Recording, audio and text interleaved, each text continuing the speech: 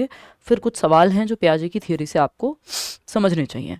Formal operational stage, या हम इसको कह सकते हैं औपचारिक संक्रियात्मक अवस्था। फॉर्मल को हम यहाँ औपचारिक कह रहे हैं। फॉर्मल कपड़े भी होते हैं ना, याद होगा आपको, पता ही होगा। आप स्कूल में पढ़ाने जा रहे हैं, फीमेल हैं तो साड़ी या सूट, है ना, वहाँ आप नॉर्मल कैजुअल टी शर्ट पहन करके, एटलीस्ट इंटरव्यू के लिए तो मत ही जाइएगा। हम केवीएस में भी यही कहते हैं, केंद्रीय विद्यालय के इंटरव्यू में भी। और अगर हम बात कर रहे हैं किस चीज़ की, अगर हम बात करते हैं आपके इनफॉर्मल कपड़े होते हैं जो आप कहीं भी कुछ भी पहन के जा सकते हैं, तो फॉर्मल्स मेल्स के लिए अलग हैं, शर्ट है, शू है, टाई है, ये है वो है। फॉर्मल शूज़ अलग आते हैं, इनफॉर्मल या स्नीकर्स जिनको हम कह देते हैं वो अलग हैं, ठीक है ना। कोल्ड है तो थोड़ी सी आवाज़ में जो है अभी भी चेंज है, बीच बीच में दिक्कत रहेगी। देखिएगा, formal operational stage 11 years and above, 11 साल से ऊपर जो है फॉर्मल ऑपरेशनल स्टेज है। औपचारिक ऑपरेशनल को हम कहेंगे संक्रियात्मक, संक्रियात्मक, औपचारिक संक्रियात्मक अवस्था, औपचारिक संक्रियात्मक अवस्था, ठीक है। देख लेते हैं क्या है कहानी। 11 to 15 years, 11 to 15 years. Abstract thought, अमूर्त चिंतन, अमूर्त चिंतन, ये इसकी बहुत बड़ी विशेषता है इस स्टेज की कि अमूर्त चिंतन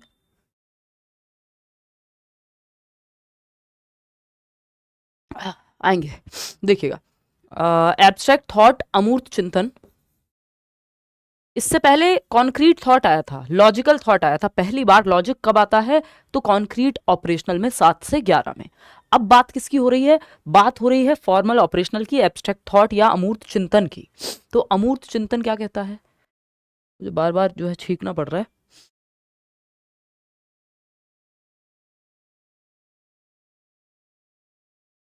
सॉरी, देखना एक बार। मनीषा क्या कह रहे हो, एब्स्ट्रैक्ट थॉट की क्षमता यहां आ जाती है। एब्स्ट्रैक्ट थॉट क्या है समझते हैं। एब्स्ट्रैक्ट थॉट यानी अमूर्त चिंतन 11 साल वाली स्टेज में आएगा। एब्स्ट्रैक्ट थॉट, एब्स्ट्रैक्ट थॉट, अमूर्त चिंतन, एब्स्ट्रैक्ट थॉट, अमूर्त चिंतन, क्या है, अमूर्त चिंतन, अमूर्त चिंतन 11 to 15 ईयर्स ऑफ एज में आ जाएगा, ठीक है। इतनी बात, कई लोग 11 एंड अबव भी इसको लिख देते हैं। ये आखिरी स्टेज है पियाजे की। जो 4 स्टेजेस हमने पढ़ी हैं, एस पी सी एफ, ये एफ है जो फॉर्मल ऑपरेशनल है। सेंसरी मोटर जन्म से 2, प्री ऑपरेशनल पूर्व संक्रियात्मक, सेंसरी को इंद्रियगामक या संवेदी परक कहते हैं, जन्म से 2 वर्ष। प्री ऑपरेशनल 2 से 7 यानी पूर्व संक्रियात्मक। फिर है कॉन्क्रीट ऑपरेशनल 7 से 11, मूर्त संक्रियात्मक कहते हैं। Formal operational 11 and above, 11 and above. बात सही है, बात सही है जी, क्लियर है। सेम पिंच सूक्ष्मता आ जाओ। अमूर्त चिंतन, देखिए हमने 2 चीजें पढ़ी थी, एक है कॉन्क्रीट जिसको छुआ जा सकता है, जिसको टच और फील कर सकते हो आप, जैसे ये पेन है कॉन्क्रीट फॉर्मेट में है। एब्स्ट्रैक्ट जो आपके विचारों में है, जो भावनाओं में है, जरूरी नहीं जिसको आप छू पाए। मैं कहूँ अच्छा प्रेम दिखाइए, तो लव को आप कैसे दिखाओगे, एब्स्ट्रैक्ट है। आप अपने एक्शंस के माध्यम से शो कर सकते हो, है ना, कि आप किसी के लिए कुछ बना दिया, किसी मतलब मेल फीमेल दोनों बना सकते हैं, उसको ये मत सोचिएगा लड़की है तो ही बना के कुछ, है ना, सबकी लव लैंग्वेज अलग होती है।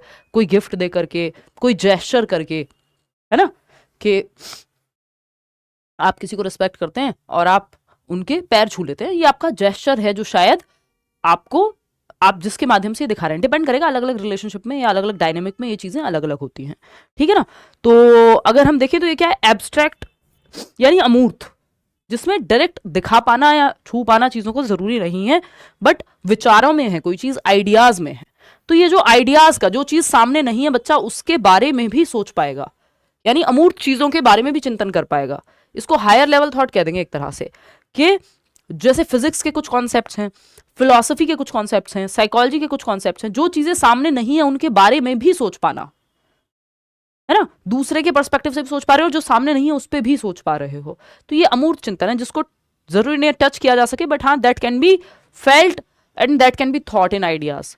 हो सकता है इकोनॉमिक्स का कोई ऐसा कॉन्सेप्ट हो, कोई थियरम हो जो आप प्रूव करना चाहते हो, कोई पेपर हो जो आप पब्लिश करना चाहते हो, कोई शायरी हो जो आपने लिखी हो, अमूर्त चीजें आएंगी जिनको डायरेक्ट आप टच नहीं कर सकते, बट आइडियाज में आप उन पे सोच सकते हो, जो सामने नहीं है उस पर भी सोचने की क्षमता है।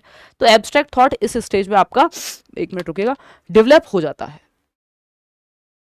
ना। देखेंगे डैनियल, तो एब्स्ट्रैक्ट थॉट आपका हो जाता है, क्या कहते हैं उसको, डेवलप इस स्टेज में।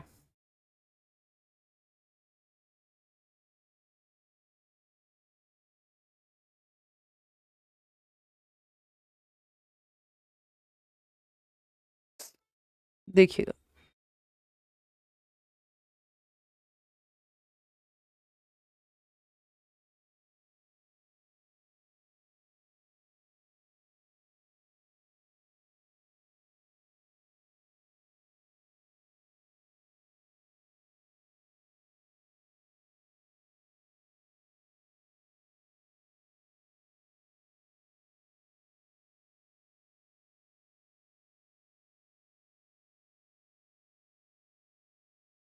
चलिए देखिएगा, तो अमूर्त चीजें जो सामने नहीं है, चीजें जो टेंजिबल नहीं है अगर मैं कहूं, यानी जिनको छूना संभव नहीं है, चीजें जो टेंजिबल नहीं है, जो आइडियाज में है, जरूरी नहीं है कि कॉन्क्रीट हो, वो चीजें उन पे भी वो सोच पाएगा बच्चा, है ना।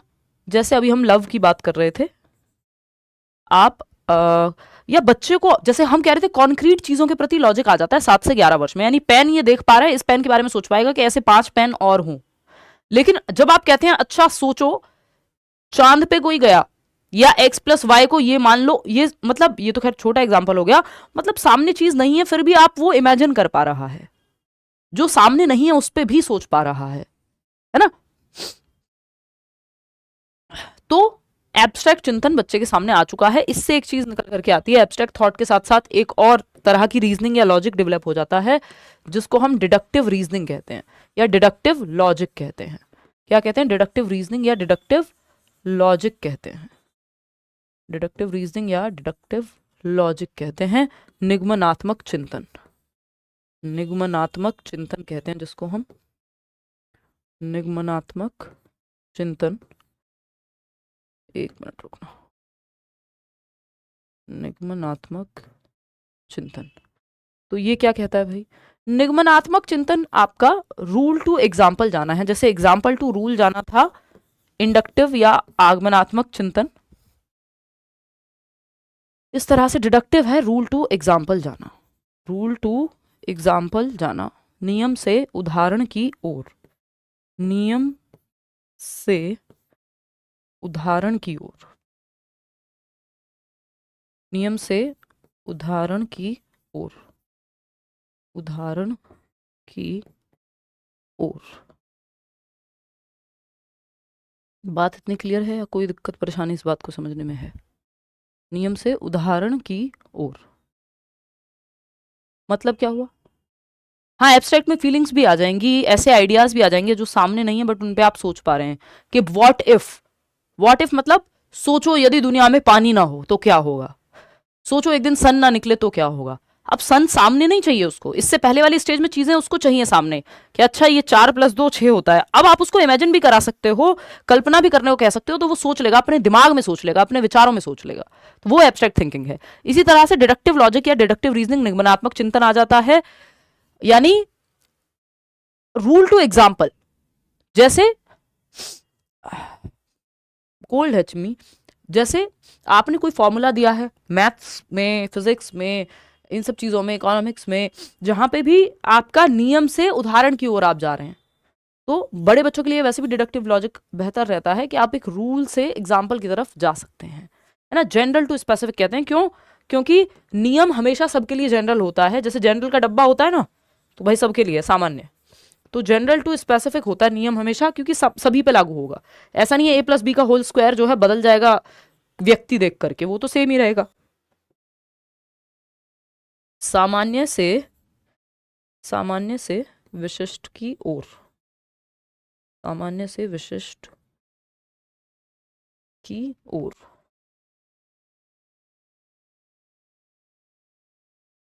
ठीक है। यानी जनरल है कोई नियम, उसके उदाहरण, उसके सवाल आपने 5 बना दिए, एक फॉर्मूला है नाउन का या फिर a प्लस बी का होल स्क्वायर है, ये जनरल है सभी के लिए। अब इस पे लागू होने वाले 50 सवाल आप कर सकते हो, तो वो रूल टू एग्जाम्पल या जनरल टू स्पेसिफिक हो गया, सामान्य से विशिष्ट की ओर हो गया। ठीक है ना, चलिए कोई बात नहीं। तो ये डिडक्टिव लॉजिक भी यहाँ आ जाता है। एक और महत्वपूर्ण चीज आती है, उसको कहते हैं हाइपोथेटिकल डिडक्टिव रीजनिंग। ये जितने भी लोग कह रहे हैं चाय पियो, मैं ऑलरेडी बहुत चाय पी रही हूँ, काढ़ा वाढ़ा सब पी रही हूँ जो पिया जा सकता है, नेबुलाइजर ले रही हूँ, थोड़ा टाइम लगता ही है, कोल्ड एक बार हो जाता है ना, थोड़ा सीजन भी है। अगर हम देखें यहाँ एक और चीज आती है हाइपोथेटिकल डिडक्टिव रीजनिंग, इसीलिए मैंने आपको डिडक्टिव पहले बता दिया है। हाइपोथेटिकल डिडक्टिव रीजनिंग यही है, इसमें कोई ज्यादा अंतर नहीं है। इसका मतलब क्या है यहाँ कि ये एक क्षमता है जो इस स्टेज में विकसित होती है, मतलब परिकल्पनात्मक परिकल्पनात्मक परिकल्पनात्मक निगमनात्मक तर्क, निगमनात्मक तर्क।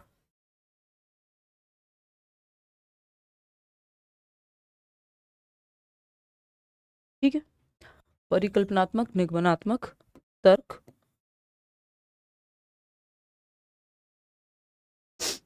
क्या है ये, वो भी आ जाएगा। घुमा के भी तो आप तब सॉल्व कर पाओगे ना, अगर बेसिक क्लियर नहीं होगा तो कितना, कैसे क्वेश्चन घुमा हुआ सॉल्व करोगे, पहले बेसिक्स का क्लियर होना बहुत ज़रूरी होता है। मोन्टार एलसी ले लो, ठीक हो जाएगा, मुझे लग रहा है ये है भी हमारे पास। हाँ, नहीं हर्ष, हम राजस्थान वाला कोर्स नहीं लेके आएंगे, देखिएगा। तो परिकल्पनात्मक निगमनात्मक तर्क की जब हम बात कर रहे हैं, हाइपोथेटिकल डिडक्टिव रीजनिंग की हम बात कर रहे हैं, यानी व्यक्ति जो है हाइपोथेसाइज कर पाएगा, वही बात जो मैं आपको भी बता रही थी कि व्हाट इफ, यानी जहां इमेजिन करना है, परिकल्पना करनी है और तब कुछ सोचना है, कुछ प्रूव करना है कोई थियरम को, है ना। हाइपोथेसिस कर पाएगा कि ये हुआ, तो लॉजिकल इमेजिनेशन कहते हैं इसको, हाइपोथेसिस को, कि इसके आधार पे मान लेते हैं ये ऐसे होगा, फिर इसके आधार पे हम ये करेंगे, ये जैसे सीआईडी में आप देखते हैं केसेस को सॉल्व किया जाता है, हाइपोथेसाइज किया जाता है कि प्रोबेबली ऐसा हुआ होगा, यानी संभावना है कि ये हुआ होगा, उससे ये हुआ होगा, यानी कल्पना में है, दिमाग में इमेजिनेशन कर रहे हैं, लेकिन लॉजिक के आधार पे। ठीक है ना, लॉजिक के आधार पे, बात सही है। तो ये परिकल्पनात्मक निगमनात्मक तर्क है, हाइपोथेटिकल डिडक्टिव रीजनिंग है कि इस चीज से ये होगा, इमेजिनेशन करके उसके बेसिस पे लॉजिक लगा पाना। ये इकोनॉमिक्स में, साइंस में जो लोग अच्छा करते हैं, हायर लेवल मैथमेटिशियंस में, सब में नहीं हो पाती है डेवलप, इसमें हायर लेवल ऑफ थिंकिंग लगता है। तो ये भी एक इसका गुण है इस स्टेज का। अब आता है एक अडोलसेंट ईगोसेंट्रिज्म, पर्सनल फेबल जिसमें होता है।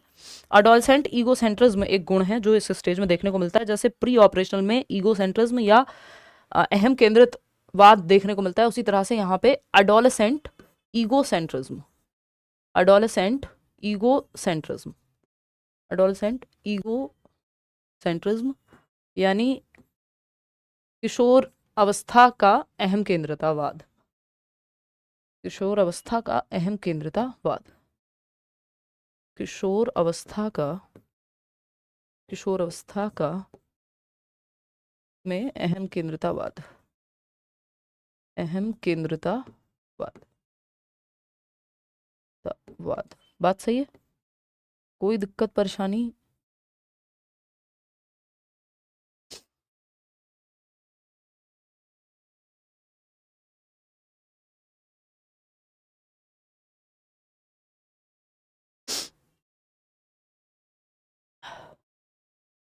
देखते हैं डेनियल। हाँ, तो किशोरावस्था में अहम केंद्रितावाद जो है, बेसिकली इसमें होती हैं दो चीजें, इसमें होती हैं,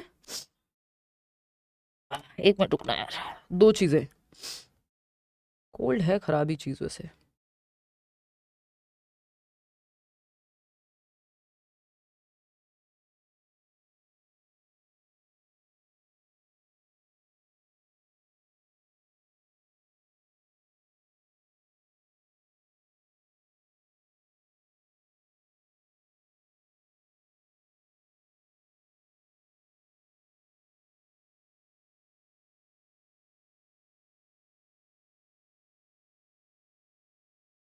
चले,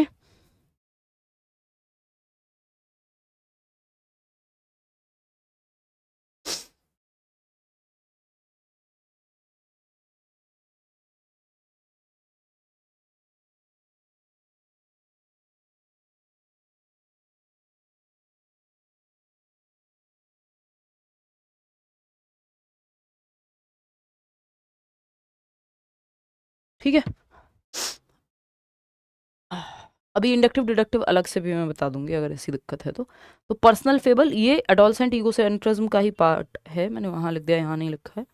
एडोलसेंट ईगोसेंट्रिज्म, जिसमें दो चीज़ें होती हैं, एक तो ये पर्सनल फेबल और दूसरा होता है इमेजिनरी ऑडियंस। तो इमेजिनरी ऑडियंस यानी कल्पित दृश्य, दृष्टा कह सकते हो, इमेजिनरी ऑडियंस दर्शक, और पर्सनल फेबल, ये बोर्ड हम चेंज ही करा रहे हैं अभी, हालांकि ये नया ही था, बट इसमें प्रॉपर जैसी राइटिंग हमको आती थी पहले वैसी नहीं आती है, इसमें कुछ तो सॉफ्टवेयर का प्रॉब्लम है, क्या है, चलाने को चला सकते हैं। यानी कल्पित दर्शक,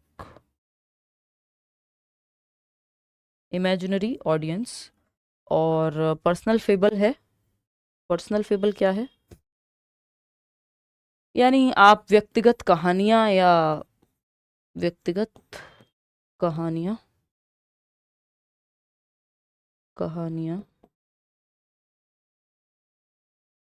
ठीक। अब इमेजिनरी ऑडियंस क्या है भाई, इमेजिनरी ऑडियंस है एक टीनेजर को, क्योंकि यहाँ 11 से 18 वर्ष के बच्चे जो है, या 11 से 15 वर्ष के बच्चे, या फिर हम कह सकते हैं कि टीनेजर्स, जो टीनेज 13 से 19, कई लोग इसको अडल्टहुड तक मानते हैं, ठीक है ना, कि जब तक बच्चा अडल्ट नहीं हो रहा, 18 साल का नहीं हो रहा, तब तक ये स्टेज चलती है। तो यहाँ पे अगर हम देखें तो इमेजिनरी ऑडियंस यानी कल्पित दर्शक, ये जो टीनेजर है, ये जो किशोर या किशोरी है, उसको लगता है कि सारी दुनिया उसे ही देख रही है। एक ऑडियंस है जो इमेजिनरी है, जो कल्पना में है, एक्चुअल में नहीं है। मतलब आप कहीं भी जा रहे हैं एज अ टीनेजर, जब आप टीनेज में थे, अपना थोड़ा याद करिएगा, आपको लगता है आप ही आप हैं, बाकी तो सब दुनिया जो है जी रही है बस, है ना। तो इमेजिनरी मतलब आपको लगता है सबका ध्यान आप पे है। एक पिंपल आपको निकला है तो लग रहा है अच्छा आज मैं इस पार्टी में आई हूँ या ट्यूशन में आई हूँ, सब सर ने भी आज तो मेरे पिंपल पे ही ध्यान दिया होगा, सर को फुर्सत नहीं है पढ़ाने से भी, है ना। कि मेरी शर्ट नहीं देखी, कहीं से अगर मान लो कुछ हो जाए, कोई कपड़ा आप पहन के गए उस पर स्क्रैच आ गया, या वो कहीं पे कोई निशान लग गया, तो आप इतने बेचैन रहते हैं, आपको लगता है सबका ध्यान इसी पे होगा, जबकि हो सकता है किसी ने नोटिस भी ना किया हो। आपने नए कपड़े पहने हैं पार्टी में, हो सकता है दो लोग बात कर रहे हो किसी और बारे में, आपको लगेगा ये आपके ही बारे में बात कर रहे हैं। जो टीनेजर है उसको लगता है सारी दुनिया का ध्यान उस पर है, एक ऑडियंस है, दर्शक हैं कुछ जो उसको हर टाइम देख रहे हैं, सेल्फी लेने के लिए तैयार खड़े हैं, है ना, सबकी नजर उस पर, वो सेंटर ऑफ अट्रैक्शन है, अटेंशन का सेंटर है, सबका ध्यान उस पर है, उसकी छोटी से छोटी चीजों पे, उसके कैसे वो मुस्कुराता है, कैसे वो चलता है, वो कहीं गिर गया तो सब मजाक उड़ा रहे होंगे, आधे लोगों ने तो देखा भी नहीं होगा। हाँ, विरोध की भावना बहुत होती है, फीलिंग ऑफ रिवोल्ट इस स्टेज में, वो स्टेजेस ऑफ डेवलपमेंट में आता है। इमेजिनरी ऑडियंस तो उसको लगता है सबका ध्यान उसी पे है, टीनेजर को।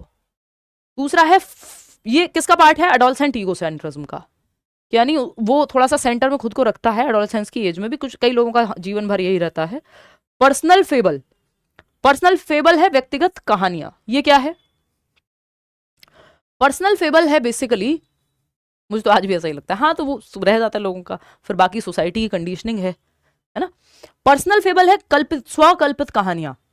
उसको लगता है कि वो इतना यूनिक है, इतना यूनिक है पर्सनल फेबल में, और इतना एक्स्ट्राऑर्डिनरी है कि उसको कुछ नहीं होगा। यानी वो एक मूवी थी पहले, अमरीश पुरी होते थे, आई थिंक ओमपुरी, कि हवा मुझे जला नहीं सकती, और ना ईस्ट से ना वेस्ट से कोई मुझे हरा नहीं सकता। मतलब उसको लगता है कि वो कुछ भी करे, तो जैसा प्यार वो कर रहा है वैसा प्यार कभी किसी को नहीं हुआ दुनिया में, पहली बार ये घटना घट रही है उसके साथ, हिस्ट्री में किसी को वो सब महसूस नहीं हुआ जितना वो इंटेंसली महसूस करता है चीजें, है ना।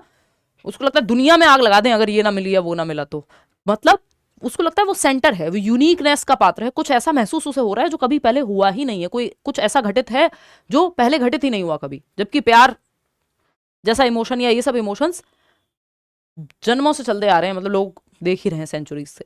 तो अगर हम देखें पर्सनल फेबल की बात, तो वो यूनिक उतना समझता है अपने आप को। दूसरा, उसको लगता है वो इनविंसिबल टाइप का है, मतलब वो तो बाइक तेज भी चलाए तो भी उसका एक्सीडेंट नहीं होगा, मौत चोट लगना ये सारी चीजें लोगों के साथ होती होंगी, उसके साथ थोड़ी होगा ऐसा, वो तो कुछ अलग है।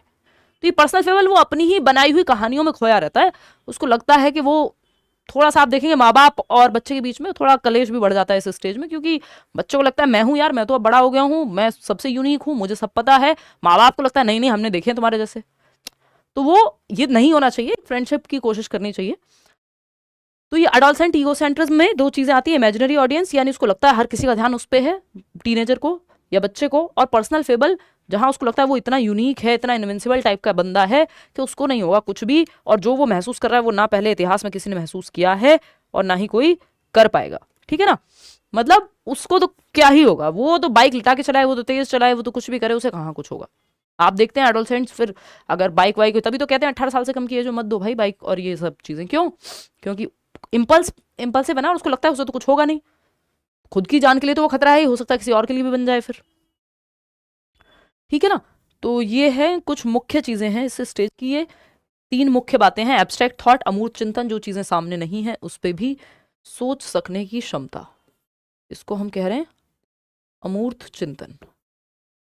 क्या कह रहे हैं? अमूर्त चिंतन, जो सामने नहीं है उस पर भी सोच सकने की क्षमता। हाइपोथेटिको डिडक्टिव रीजनिंग यानी परिकल्पित निगमनात्मक चिंतन, रूल से एग्जाम्पल की ओर जाने की क्षमता, और जो सामने नहीं है उस पर भी सोच पाना। तो डिडक्टिव लॉजिक को और नेक्स्ट लेवल ले जाते हैं, तो इसी से फिर थियरीज बनाते हैं लोग, इसी से रिसर्च पेपर लिखते हैं हाइपोथेटिको डिडक्टिव रीजनिंग से। पर्सनल फेबल जो है आपका पार्ट है एडोलसेंट ईगोसेंट्रिज्म का, जिसमें इमेजिनरी ऑडियंस भी आता है। अब इंडक्टिव डिडक्टिव में अगर आप देखेंगे, इसमें ना एक और चीज आती है कि जो रेशो टाइप की चीजें हैं, कुछ टॉपिक्स होते हैं ना जो हम 11th-12th में देखने को मिलते हैं। क्यों? क्योंकि वो हाइपोथेटिको डिडक्टिव रीजनिंग डेवलप हो चुकी है, तो फिजिक्स के कुछ कॉन्सेप्ट्स, मैथ्स के कुछ कॉन्सेप्ट्स हम उसी स्टेज में सिखा पाएंगे, क्योंकि वो रिलेशनल चीजें समझ पाएगा। ठीक है ना। अच्छा, एक क्वेश्चन आ जाता है इसमें, मुझे याद आ गया तो मैं आपको बता दे रही हूँ कि बच्चे को पास्ट, प्रेजेंट और फ्यूचर की समझ कब हो जाती है? तो 7 साल के आसपास। पास्ट, तो ये बेसिकली ये पास्ट, प्रेजेंट और फ्यूचर की समझ कब आने लगती है? तो आप इसको कह सकते हैं अराउंड 7 ईयर्स ऑफ एज, या फिर सिंपल आप लिख दो इसको प्री ऑपरेशनल स्टेज, 2 से 7 वर्ष के बीच में। यानी जो समय जो बीत चुका है, प्री ऑपरेशनल स्टेज 2 से 7 वर्ष। वो कौन सी स्टेज है जिसमें बच्चा अपनी आंखों से, अपने कानों से, अपने हाथों से सोचता है? तो सेंसरी मोटर, जन्म से 2 वर्ष। तो ये बेसिक बेसिक सी चीज़ें हैं, कुछ कई बार जो पूछ ली जाती हैं और हम इसमें फंस जाते हैं।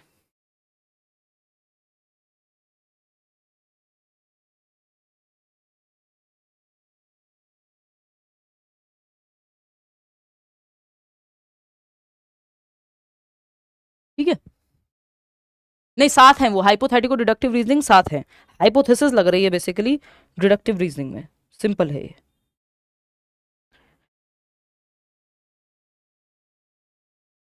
हम्म,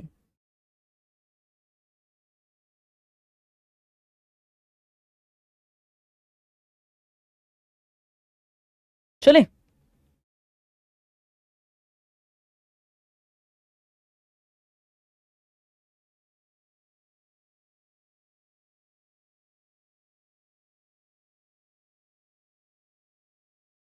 ठीक है, मेरा एग्जाम निकल जाए, जिन प्याजे का चेहरा नहीं देखेंगे। हाँ, ऐसे ही मीम्स चलते रहते हैं। अच्छा, इस पे ना अभी एक क्वेश्चन मार्क मार्क कर लेना, क्योंकि इसकी बेसिक समझ जो है डेवलप हो जाती है, लेकिन ये क्वेश्चन पे डिपेंड करेगा कि उन्होंने पूछा कैसे है, कि एक प्रॉपर जो एक अंडरस्टैंडिंग है वो फिर कॉन्क्रीट ऑपरेशनल 7 से 11 के बीच में भी आ सकती है। तो इस पे एक बार अलग से या तो कुछ क्वेश्चन आएगा कोई, तो मैं आपको बताऊंगी। तो ये कॉन्टेक्स्ट ड्रिवन है, कई क्वेश्चंस कॉन्टेक्स्ट में होते हैं कि लैंग्वेज में किस तरह से पूछा है। अकॉर्डिंग टू जीन प्याजे, मैं क्लियर भी करा दूंगी कल एक क्वेश्चन उठा करके, तो आपको समझ में आ जाएगा कि जिस लैंग्वेज में पूछा हो उस हिसाब से जवाब देना है। हाँ है हर्ष, पेडागोजी स्पेशल। हाँ, सिंबल के लिए सिंबल का यूज कर सकता है। ओ गॉड सॉरी। तो हाइपोथेसिस चाहिए, डिडक्टिव रीजनिंग चाहिए। According to Jean Piaget, the ability to use symbols for symbols, symbols for symbols, कि मान लीजिए रानी के पिता की उम्र x है, तो अब एज को आपने मान लिया x, ठीक है, तो सिंबल को सिंबल की जगह पे अब नंबर होगा कोई, जो नंबर है जिसको माना है वो भी तो एक सिंबल ही है ना भाई। मान लो 37 साल भी है तो 37 साल भी तो सिंबल ही है। तो सिंबल को मान लीजिए 37 ईयर्स एज है रानी के पिता की, ठीक है, एज है। अब ये एज जो 37 ईयर्स है, ये भी तो एक सिंबल है ना। क्या है ये? सिंबल ही है ना एक, बात सही है। वहीं अगर मैं देखूं, एक्स भी क्या है? एक सिंबल है। तो सिंबल को सिंबल की जगह पुट कर लिया कि 37 की जगह आपने क्या मान लिया? x मान लिया, तो किसी एक नंबर के लिए, जरूरी नहीं 37, ये कुछ भी होता तब भी सिंबल ही है, लैंग्वेज और सिंबल्स का यूज करने लगता है ना बच्चा, तो सिंबल को सिंबल की जगह पे रख लिया, यानी यहाँ पे भी सिंबल था, यहाँ पे भी सिंबल था, सिंबल को सिंबल की जगह पे यूज कर लेते हैं, such as letting the letter x stand for an unknown numeral develops, कि मान लीजिए फलाने की वैल्यू x है, तो किसी अननोन न्यूमरल के लिए, एक संख्या के लिए x मान लिया, लेटर x को यूज कर लिया, develops during dash and enables the children to learn dash, तो फॉर्मल ऑपरेशनल में ये स्टेज, क्योंकि इसमें क्या है, हाइपोथेसिस लगेगी कि मान लिया, इमेजिन करना पड़ेगा, और डिडक्टिव लॉजिक लगेगा, फिर आप पहुंचेंगे जवाब तक। Formal operational stage algebra and calculus सीखने में मदद करेगा। Formal operational stage conservation and seriation, नहीं, कंजर्वेशन और सीरिएशन तो आ चुका 7 से 11 में, फॉर्मल ऑपरेशन आधी बात सही है बट सेकंड गलत हो जाएगा। अलजेब्रा एंड कैलकुलस जो कुछ ऐसी चीजें हैं जो आप 11 से 15 ईयर्स में सीखते हो, हाँ ये बात सही है, तो ये हमें सही लग रहा है, फिर भी बाकी के 2 ऑप्शन चेक करेंगे। कॉन्क्रीट ऑपरेशनल, जिसको मूर्त संक्रियात्मक अवस्था कह रहे हैं, अलजेब्रा एंड कैलकुलस, ये भी कहना गलत होगा, क्योंकि कॉन्क्रीट ऑपरेशन में अलजेब्रा एंड कैलकुलस नहीं, और कॉन्क्रीट ऑपरेशन में सिंबल को सिंबल की जगह पे हाइपोथेटिकल थिंकिंग नहीं आती, कॉन्क्रीट ऑपरेशन में उतना ही सोच पाएगा जितना उसको दिख रहा है। Concrete operational stage conservation and seriation, ये पहले ही आ जाता है, इसकी बात यहाँ नहीं हो रही है, तो सिंबल को सिंबल की जगह पे रखना, फॉर्मल ऑपरेशनल हाइपोथेसिस कर पाएगा बच्चा, और अलजेब्रा एंड कैलकुलस भी इसी की वजह से वो सीख पाता है, थोड़ी हायर लेवल थिंकिंग आ जाती है, तो ये फर्स्ट ऑप्शन ही यहाँ पे सही माना जाएगा। और इसको आप ऐसे भी देख सकते हैं कि जन्म से 2 वर्ष में बच्चा जो है understands world through senses and actions करके, मोटर एक्शंस करके, एक्टिविटीज करके, और अपने 5 सेंसेस से जन्म से 2 वर्ष में सेंसरी मोटर में समझ बनाता है। Pre operational 2 to 7 years understands world through language and mental images, तो भाषा का इस्तेमाल करना, मेंटल इमेजेस का इस्तेमाल करना, ये सब वो करने लगेगा। Understands world through logical thinking and categories, understands world through hypothetical thinking and scientific reasoning, scientific reasoning जो है या हाइपोथेटिकल थिंकिंग है, ये 12 ईयर्स और बियॉन्ड है या 11 ईयर्स, ये अलग अलग बुक्स में अलग अलग दिया हुआ रहता है। ये सब बातें मैं आपको बता चुकी हूँ। और कॉग्निटिव डेवलपमेंट, जिसको हम मेंटल डेवलपमेंट भी कह देते हैं, 1-2 क्वेश्चंस हैं जो हमें करने चाहिए, यहाँ पे क्वेश्चंस हैं जिसको हमें करना ही चाहिए। ये आपको बताइए, कंस्ट्रक्टिविस्ट हैं प्याजे, क्या हैं वो हैं रेडिकल कंस्ट्रक्टिविस्ट हैं, जबकि वाइगॉत्स्की सोशल कंस्ट्रक्टिविस्ट हैं, वो अभी आएगा। 7 से 11 ही लिखी है आप श्री, वो अलग अलग किताबों में कई बार 12 एक साल बढ़ा के दे देता है, बट एनसीईआरटी 7 से 11 ही मानती है आपकी, जो कॉन्क्रीट ऑपरेशनल स्टेज है वो, ठीक है ना। चलिए क्वेश्चन देखिए फटाफट से और जवाब दीजिए। Jean Piaget's theory of cognitive development implicates that, Jean पियाजे के संज्ञानात्मक विकास का सिद्धांत यह बताता है कि behaviour should be conditioned using rewards and punishment. Reward और पनिशमेंट की बात कोई भी कंस्ट्रक्टिविस्ट, रचनावादी जो कहेगा बच्चा खुद से ज्ञान का निर्माण करता है, वो नहीं करेगा, ना रिवॉर्ड की बात ना पनिशमेंट की। कॉन्सेप्ट्स पियाजे थ्योरी में इसकी बात नहीं हुई है। Concept should be taught in a sequence of complex to simple, दुनिया में सिंपल टू कॉम्प्लेक्स जाते हैं हम बच्चों को सिखाने के लिए, कॉम्प्लेक्स टू सिंपल नहीं, कि पहले जटिल और फिर आसान, आसान से जटिल की ओर। आप देखते हैं 5वीं की किताब जो है 4थी की किताब से मुश्किल होती है। जी हर्ष, मतलब नहीं, वो केंद्रीय विद्यालय का अलग होता है pedagogy special, in general pedagogy special is different, ठीक है ना। तो अगर हम देखते हैं यहाँ, तो एक चीज हमें देखनी पड़ेगी कि जो फॉर्मूला है या एक एक्सियोम है या एक सूत्र है टीचिंग का, वो है मैक्सिम, जिसको कहते हैं सिंपल टू कॉम्प्लेक्स जाना। सरल से जटिल की ओर सिखाते हैं हम चीजें, ना कि जटिल से सरल की ओर, ठीक है। कॉम्प्लेक्स टू सिंपल नहीं होता, सरल से जटिल, पहले आसान चीजें सिखाई जाती हैं फिर मुश्किल चीजें आती हैं। ऐसे ही आप देखते हैं हर एक क्लास में कॉम्प्लेक्सिटी बढ़ती जाती है, जैसे जैसे क्लास बढ़ती है मुश्किल चीजें होती जाती हैं, सरल से कठिन की ओर या जटिल की ओर, सरल से जटिल या कठिन की ओर, ठीक है, जटिल या कठिन की ओर, कठिन की ओर, बात सही है। सरल से जटिल की ओर या कठिन की ओर, simple to complex, simple to complex, सरल से जटिल की ओर, बात सही है, ठीक है। नेक्स्ट है, तो ये कॉम्प्लेक्स टू सिंपल कुछ नहीं होता, जटिल से सरल नहीं, सरल से जटिल होना चाहिए, तो ये गलत हो गया। पुरस्कार और दंड की बात प्याजे नहीं करेंगे, तो ये भी गलत हो गया कि वो संज्ञानात्मक विकास में ये नहीं करें। डेवलपमेंट यह बताता है ये सिद्धांत के curriculum should be designed keeping children's age group and stage in mind, ये बात सही है। फिर भी फोर्थ ऑप्शन पढ़ लेते हैं, focus of teaching should be the outcome of the activity instead of the process of thinking. नहीं, कि एक्टिविटी का जो फोकस है, कुछ भी आप पढ़ा रहे हैं, शिक्षण जो कर रहे हैं, उसका ध्यान इस बात पे होना चाहिए कि रिजल्ट क्या आ रहा है, बजाय कि बच्चा सोचता कैसे है ये जानने के। ये गलत हो जाएगा, क्योंकि टीचर जो है यहाँ पे प्याजे के अकॉर्डिंग जो पढ़ाएगा वो कहेगा प्रोसेस ऑफ थिंकिंग। मुझे तो बच्चे की थिंकिंग प्रोसेस जाननी है, वो कैसे डेवलप होती है ये जान रहे हैं प्याजे अपने कॉग्निटिव डेवलपमेंट की थियोरी में, कि बच्चे का कॉग्निशन, उसकी सोचने समझने सीखने जानने डिसीजन मेकिंग, ये सब चीज़ें कैसे होती हैं, उसकी थॉट प्रोसेस कैसे वर्क करती है, ये जानना है, ना कि रिजल्ट क्या आएगा, कि नंबर कितने आ रहे हैं, क्या हुआ। नहीं।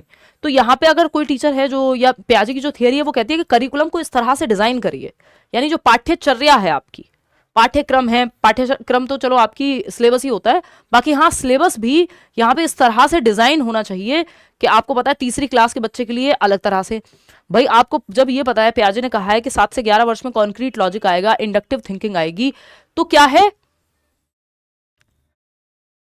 तो आपकी जब आपकी लॉजिकल थिंकिंग होगी कॉन्क्रीट ऑपरेशनल में, आपको पता है लॉजिकल थिंकिंग आती है पहली बार बच्चा जो है, और ये पास्ट प्रेजेंट फ्यूचर की समझ भी कॉन्क्रीट में ही आती है as far as I remember, कि मतलब प्रॉपर क्वेश्चन की सेंस में अगर इसको बनाता है।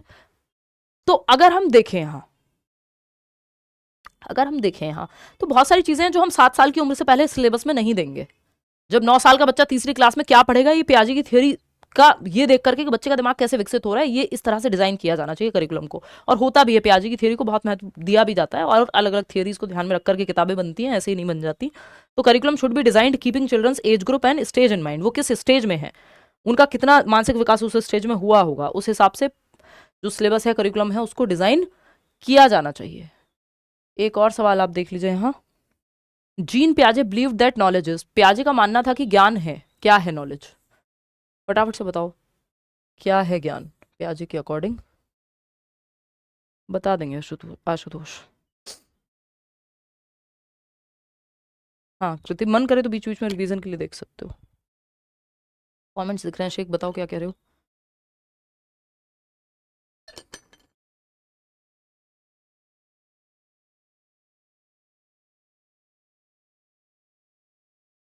देखते हैं।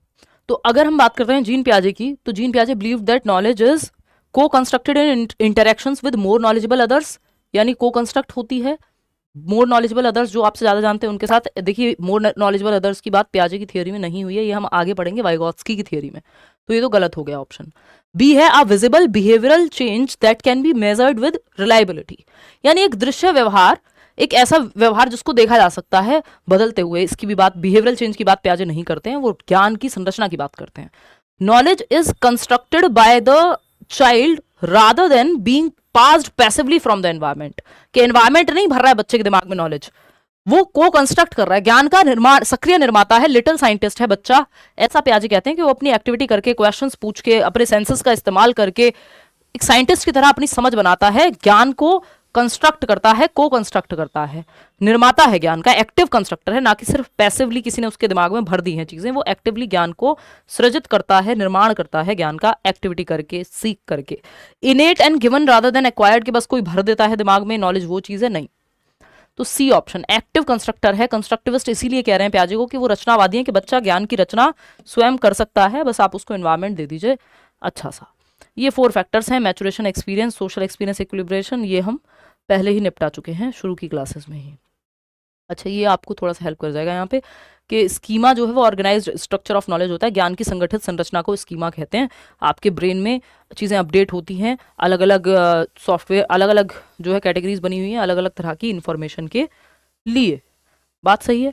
अब नेगेटिव वर्ड्स हैं जो प्याजे जिनको यूज़ नहीं करेंगे अपनी थियोरी में, जैसे रिवॉर्ड यूज़ नहीं करते हैं वो, रिवॉर्ड वर्ड, पनिशमेंट की बात प्याजे नहीं करते हैं, ड्रिल एंड रिपीटिशन की बार बार रिपीट कराते रहो, बस प्रैक्टिस कराते रहो, ये भी बात प्याजे नहीं करेंगे। मेमोराइज कराना, रट्टा लगवाते रहो, ये भी बात प्याजे नहीं करेंगे। रोट लर्निंग, रटंत विद्या चलंत नहीं, प्याजे बिल्कुल नेगेटिव मानते हैं। इन सब चीज़ों को प्याजे नेगेटिव मानेंगे, कि रिवॉर्ड दे दो, पनिशमेंट दे दो, ड्रिल एंड प्रैक्टिस कराओ, रात और दिन रटवाओ, मेमोराइजिंग है ना, पैसिव या रोट लर्निंग, ये सब क्या है, नेगेटिव हैं प्याजे की थ्योरी के अनुसार।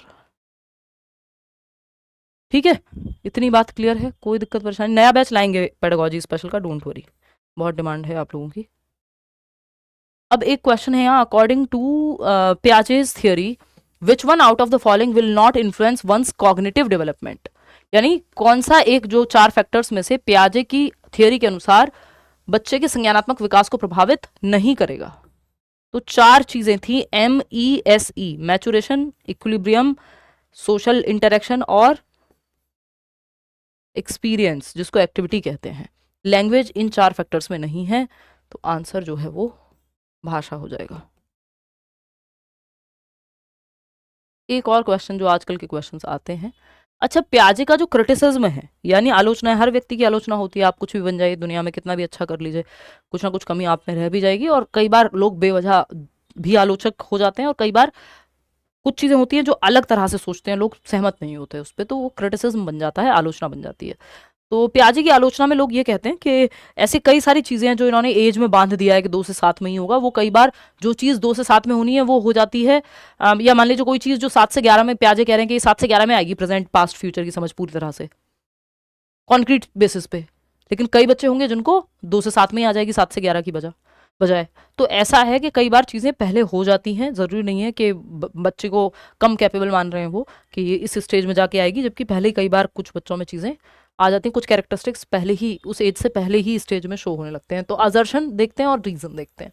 इसमें एक स्टेटमेंट होता है, कथन होता है कि आपको देखना है ये कथन सही है कि नहीं है। फिर ये कथन सही है तो क्या तर्क सही है इसके लिए, अच्छा तर्क सही है तो क्या कथन के लिए तर्क सही है या अपने आप में सही है। तो अब major criticism of Jean Piaget's theory is the consideration that children are active beings. ये क्रिटिसिज्म नहीं हो सकता पियाजे का कि बच्चे जो हैं वो सक्रिय निर्माता हैं, ये तो अच्छी बात है।